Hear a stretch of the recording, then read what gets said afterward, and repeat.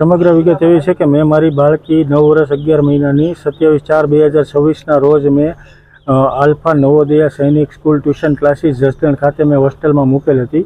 એ મૂકેલ હતી પછી મારી બાળકી સાથે મારે 2 મહિનાથી કોઈ વાતચીત થયેલ નથી, બરાબર. એટલે પછી મને ગઈકાલે ફોન આવ્યો 2:30 વાગે, તમારી બાળકીના પગ દુખે છે, તમે રાજકોટ શિફ્ટ કરીએ છીએ. તો મેં એમને પૂછ્યું, મેં કીધું શું તબિયત ખરાબ હતી?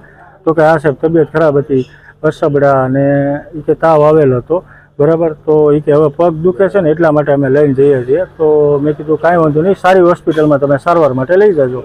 તો પછી એમનો રસ્તામાં કોલ આવ્યો કે સારી હોસ્પિટલમાં અમે ગયા તો ત્યાંથી અમને એવું કીધું કે ભાઈ અમે આ કેસ એડમિટ નહીં કરીએ, તમે સિવિલ હોસ્પિટલમાં જતા રહો.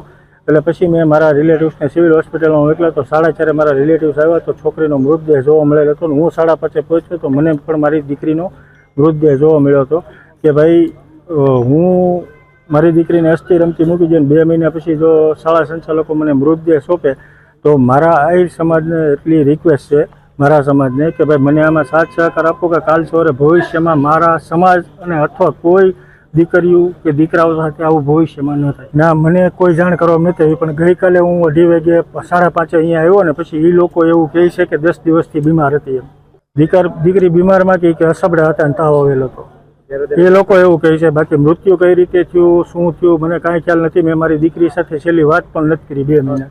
ના, એ લોકો આગળ કાંઈ એવિડન્સ નથી. એ લોકો કે અમે હોસ્ટેલમાં સારવાર લેતા હતા. હવે મારી માંગ છે કે મારી દીકરીનું કઈ રીતે બન્યું છે ને સ્કૂલવાળા આવી બેદરકારી, આવા એજ્યુકેટેડ લોકો થઈ અને આવી બેદરકારી શા માટે વાપરે કે એ લોકોને પણ એટલા એજ્યુકેટેડ સંચાલકો હોય, એવડી મોટી સ્કૂલ ચલાવતા હોય તો એને પણ ખ્યાલ હોઈ શકે કે ભાઈ આવી અસબડા અને તાવ જેવી બીમારીમાં બાળકનું મૃત્યુ આવી શકે છે. તો એને વાલીને કેમ જાણ ન કરી અને પોતે યોગ્ય સારવાર કેમ ન આપી? હા, અમે ડેડ બોડી જ્યાં સુધી મને ન્યાય નહીં મળે ત્યાં સુધી હું ડેડ બોડી પણ સ્વીકારીશ નહીં. અને અમે મારા સમાજને પણ મેં રિક્વેસ્ટ કરી છે, જો મને આમાં ન્યાય નહીં મળે તો અમે મારા સમાજને હું સાથે લઈને ઉગ્ર આંદોલન કરીશ.